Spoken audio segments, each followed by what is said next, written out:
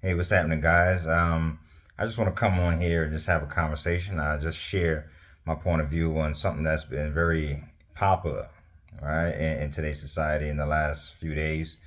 Some things have happened on the Oscars, right? Everybody know what we're talking about. The issue and the incident with Chris Rock and Will Smith and Jada and everybody pretty much know what's cooking in that kitchen, right? We saw it, we heard it, we felt it, and everybody's talking about it. But interestingly enough, I'm realizing that everybody's having the same conversation. Everybody's saying the same thing, right? We're not really having the real conversation. We're not really speaking holistically. We're not trying to figure out how we can grow from this as a society. We're literally just saying the same thing, right? And the same conversation that we're having is Will is a monster, right? Will is this, and he's aggressive. He's a narcissist. He's violent. He's all these things. And I just want to say from the onset of this video that I don't support violence. I don't think that's how you fix the situation. I don't think that's not what I teach. That's not what I believe. And as a Christian man, that's not what I support. However, along with that, I think we need to have the other side of the conversation. And if we keep on having one side of the conversation, we will never grow as a people individually, and we will never grow as a people collectively. So I want to have this conversation. Before I go any further, I just think it's perfect, right? To wear this shirt. I've had this shirt for years now, right? And I've sold them and, online and so forth. And I just think it's perfect for this video. And it says WIFEGUARD. And on the bottom, I created this whole thing, right? Changed out life and put wife. And on the bottom, I says, don't try me, bro, right? Funny situation, but very real. And what we got here in the incident of this whole Oscar situation is one man doing something that he thought was funny that really wasn't, right? And the reality is, if this is transferred, right, and I want us to be honest with ourselves and with each other, if this incident is transferred elsewhere, we call it something else. If this is in school, we call it bullying, right? But in front of cameras, on a big stage, on the Oscars, it's entertainment. See, if one person is laughing and the other person is crying, it's not funny. If one person is laughing and the other person is crying, whether outwardly or inwardly, it's not funny.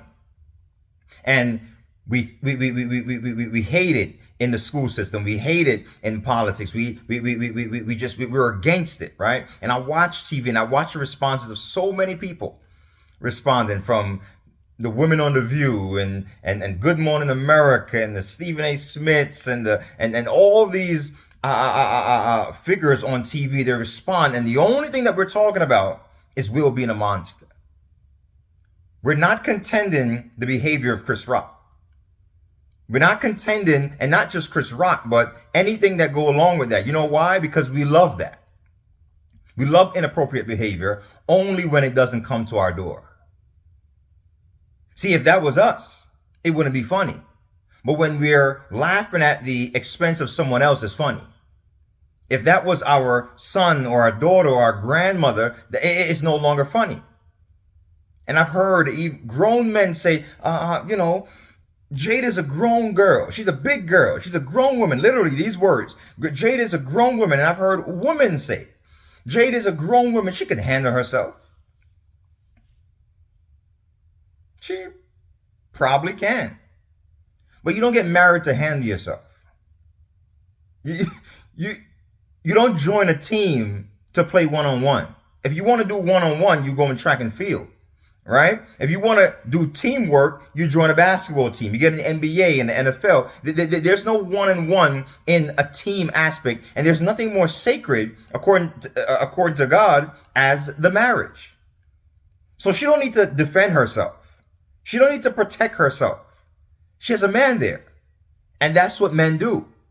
That's what men who know their calling do. That's what you do, right? Again, I'm not supporting aggressive behavior. I'm not supporting violence. I'm not saying that is the way to handle it, right? But what I am saying is that you do not have the privilege of insulting my wife. You do not have the privilege of making fun at my wife. Whether he knew about the alopecia situation or not, it doesn't matter. The fact that we're trying to find out if he knew or not, it doesn't matter. That is just showing us how low we are as a society. That we got to find out if he was intentional or not. It doesn't matter if you're intentional. Those jokes are inappropriate. And we say, oh, see, we were limiting our comedians. It's not because we're limiting our comedians. What we're doing is challenging. And it's not about comedians. It's not about comedy. Because again, if it's in a different setting, it's not called comedy. The fact that we can make money from it, the fact that we have prestigious people sitting around, the fact that it's a big night and millions of people are watching, it's all of a sudden entertainment. But if you have a 6'2" dude in school, 15-year-old, right, picking on the 5'2" dude in school, we call that bullying. But guess what? In today's society, we've come so far. We're so used to taking advantage of the minorities. We're so used to taking advantage of the women in our society. We're so used to taking advantage of minority groups. We're so used to taking advantage of the disabled that when we see one person stand up for them, it shocks us, right? It's amazing. We're so far gone that anyone who does right in today's society is not understood. See, here's the thing. One thing that blew my mind in connection with what I just said is that Chris Rock stood up there and insulted the man's wife. If Chris Rock insulted Will directly, like his name, you, and Will got up and marched on the stage, guess what? I can assure you without a shadow of a doubt that Chris Rock would have knew the intention of Will Smith. He would have knew what was coming and he would have prepared himself appropriately, right? Either hands up, run, whatever you got to do, because he knew what was coming. Because in our society, we understand that you insult someone or you attack someone, whether verbally or physically, they may respond. But because we're so used to men and husbands being weak in our household, weak in our society, Chris was able to allow this man to get up all the way without feeling any threat, any danger. If this was Will being insulted, he would have adjusted himself. He wouldn't have laughed while Will got on the stage. He wouldn't have stayed there. He wouldn't have felt relaxed with his hand behind his back and thought it was funny. If this was Will being insulted, he would have knew, something's about to pop off. Something is about to happen. But because we're so used to our men, our husbands being weak and allowing our women, our children, our society to just be degraded and laughed at while we sit back and watch, he was able to allow this man to walk all the way up without feeling any danger. What that tells me is more about society than it does about Will's response and or Chris's joke. It tells me that we're so far behind being progressive, so far behind being the men that we're supposed to be, that you are able to allow another man to approach you, not with smiles and flowers, but this man to approach you obviously as if something is going to happen. But because you have allowed this society to retrain your mind, this is not against Chris, but this is against all of us, showing us that what happened was clearly a representation of who we are. If I insulted another man's wife and he got up, I know what time it is. But we've been doing it for so long that belittling the minority, belittling women, taking advantage of them in different aspects, it's so normal now that we don't expect anybody to get up and protect them. Let me tell you something. My wife is off limits. My daughters are off limits. You want to joke? Look in the mirror and laugh at yourself. My wife is off limits.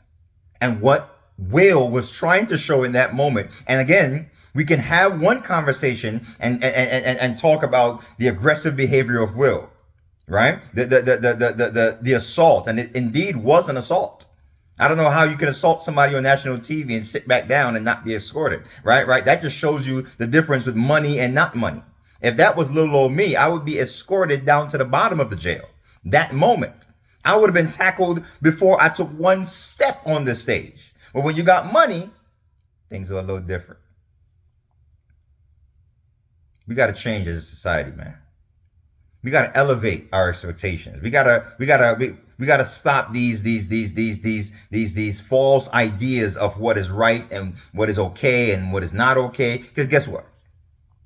We understand if one man is taking advantage of another man's money or another man's stuff, and the man respond, and we see it all the time. It happens. It's in court. It's real life cases. I'm not making something up, right? One man is attacking another man's Ferrari or his house or his millions, his $15 million, and he's there and he's transferring his $50 million all the way to his account. And that man walks in the room and he responds aggressively.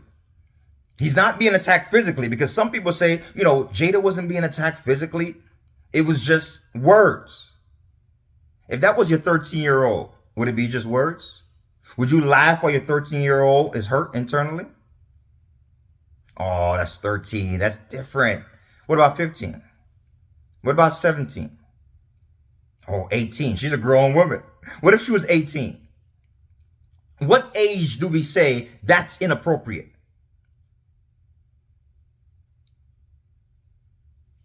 We got to change, man. And here's the thing.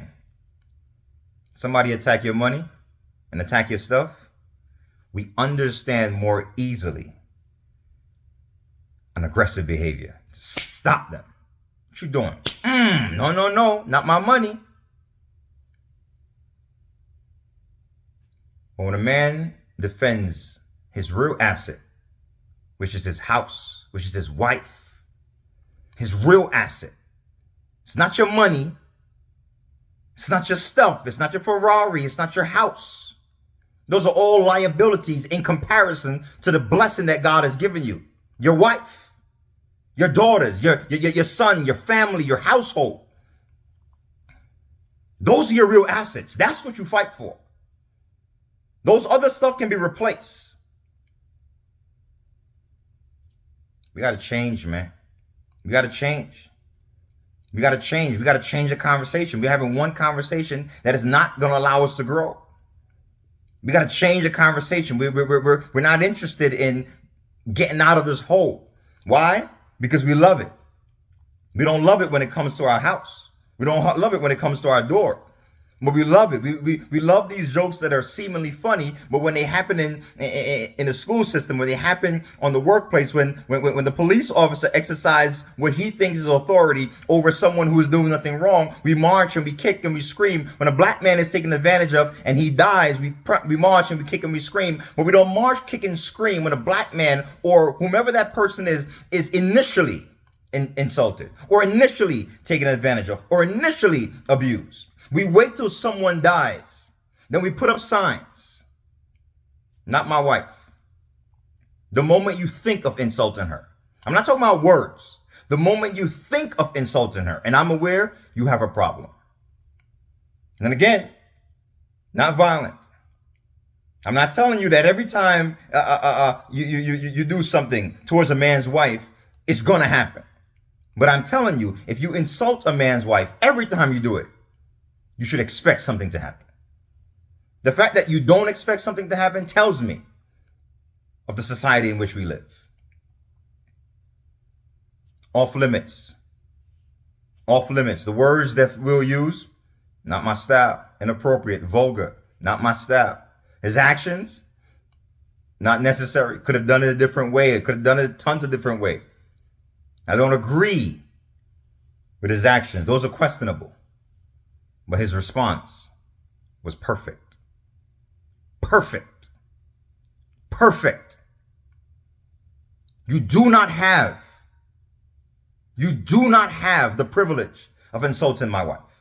You do not have the privilege of touching my home. You can touch my stuff. Because, see, what Will was showing here, and I don't agree with everything Will Smith does, right? I don't agree with all his lifestyle choices. I don't agree with everything. But what I'm talking about is this incident. What Will showed is what true value really is. See, everybody else, we're afraid to have the conversation because we're afraid of what we will lose. I know there's a woman in there saying, man, I wish I had a man that stood up for me like that. There are women on TV that are going with the narrative, right? The same narrative everybody's going with. Why? Because we don't want to lose our job. We know that we can't say the opposite side, but deep down, I believe that many women are saying, man, I wish I had a man like that 5 years ago that stood up for me when I was in that situation.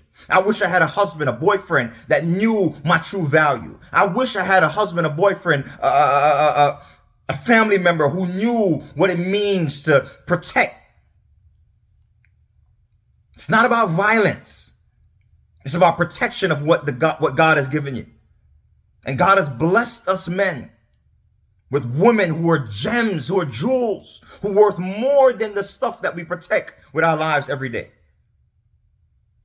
We put up security cameras. We put up, we get armed guards. We get dogs. We get all of that to guard our house, our money, to guard all our stuff. We spend no time protecting mentally, emotionally, physically, spiritually, putting up walls around the gems that God has blessed us with. Our wives, our daughters, we put up nothing for them. But we spend hundreds and thousands of dollars and much effort protecting our stuff. What Will showed that night was true value. He showed that a real man does not protect his stuff while allowing his true asset to be violated. You can take my money. You can take the millions. You can take the cars. But don't even come close to touching my real asset. My wife is off limits. Off limits. And if we're interested in having that conversation, if we're interested in our men, if we're interested in our husbands, if we're interested in bettering society, especially with leadership, if we're interested in us growing from this, then we'll have both conversations. Not just we can't stand for the violence. We can have that conversation. I'm all for it. But how about we have the conversation where we start challenging our entertainers, our comedians, right? Because the reality is, Chris Rock said it. He said, man, it's just a joke. It's just a joke. It was a joke. And then Will says, keep my wife's name out of your mouth. And then he said again, he said, it's just a joke. Keep my wife's name out of your mouth. Guess what? His wife's name never came back in Chris Rock's mouth. I thought it was a joke. I thought it was funny. Why didn't we keep laughing? Why didn't we keep laughing? Why didn't you give the other punchline to the joke that was prepared? Why didn't we keep going? How come the joke stopped all of a sudden? You know why? Because it wasn't funny. It wasn't funny. And sometimes you have to teach people how to treat you. And what Will did that night was to show him what wasn't funny. It's not funny because you're laughing. That's not how this works. You don't get to insult someone. You don't get to put down someone for your entertainment. That's not how this works. Will said, this is off limits. And I wish we had men in our society that knew how to set up off-limit stations, especially when it comes to the woman in our lives. Sitting back and allow another man to just joke on your wife? No, not funny. What that did was not only insult Jada, but it was an insult to Will. What he was saying in that moment was, I am belittling your wife, and because of the society I'm living, that we all live in, I'm protected. Guess what? Narrative changed now. You want to be funny? Go ahead. But every time you insult a man's wife, you now know that you not only need to be funny, but you need to know how to fight. Go ahead. Continue insulting. But now you need to know that you just can't be funny. You also need to be fighty. Or we can be better. Or we can be better. Or we can stop supporting bad behavior and then wait to degrade the secondary bad behavior that comes as a response to the first bad behavior. Nobody is talking about the inappropriate comment. It's not about the disease that she has. It's the fact that he felt comfortable to insult the woman in front of the man.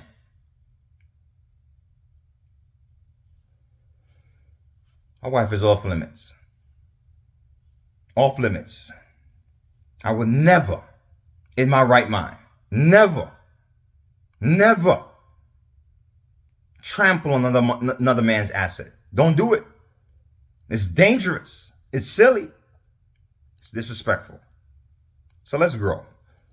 Let's grow, man. Let's get better. Let's have both conversations. And let's see how we can encourage our men, encourage our husbands, not to be violent, but to know how to protect. But to know how to protect true asset.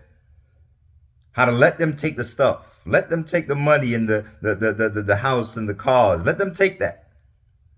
But wouldn't you want to live in a society that understood what true asset really mean? And before I go, I want to share this right here. I want to leave you with this conversation because I want this to be a conversation. I want us to have this conversation beyond this video. If you had to, and I'm asking this to everybody, but I'm asking you ladies, and then I'm asking the men, I'm asking you separately, I'm asking you individually, and I want you to answer this conversation without consideration of what others are going to think, right? As a man and as a woman, I want you to contemplate this and answer this in your own time. Ladies, if you had to live in a society, one of these societies, where you can either have one or the other. The society where if a man insults another man's wife, he gets slapped, right? It's a crazy scenario, but just entertain me. You can't add to it. You can't take away. Don't add anything. This is just, these are the only scenarios that we got. These are the only options we got. First, live in a society where if a man disrespects another man's wife, he gets slapped. The second society that you have is, the second society we have is to live in a society where our women are weaker vessels, our gems are continually laughed at, continually not taken seriously, continually degraded, continually mocked, even in the name of entertainment. So the two options we have are these. Every time, the two worlds we have are these. Every time a man disrespects another man's wife, he gets slapped. Pretty simple. The second world we have to live in, and you get to choose. You get to choose the world you live in. There's no add-in. Yeah, it would be nice to have both, right? It would be nice to have a compromise of both where we come. But let's just say we don't have that option. First, you disrespect a man's wife, you get slapped. Violently, right? Or to live in a world where our women are continually disrespected, belittled, and degraded. You got to choose. You don't have an option to break it down and say, can I get a little bit of this, a little bit of that? What about, no, no, no, no. Pick one. Pick one. Here's the reality. If you pick the one, if you allow us to fix this one, if you allow us to address this one, which is the protection of our women, the shielding of our assets, our gems, guess what? You also get to fix this world. If you fix this world,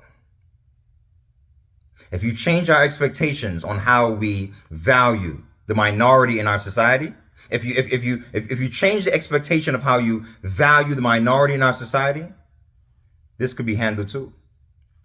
But if you keep on having this conversation about violence and we need less violence and it doesn't look good and two black men and they're aggressive and violent, if that's the only conversation we're having, even if we fix this, we still have this. How long are we going to allow this world to continue? Because you see, it sounded as if I gave you some strange scenario. But this scenario is our reality. This has been happening for a long time. This has been happening for ages. Women have always gotten the short end of the stick. Our wives and our ladies in our lives have always been degraded for a long time.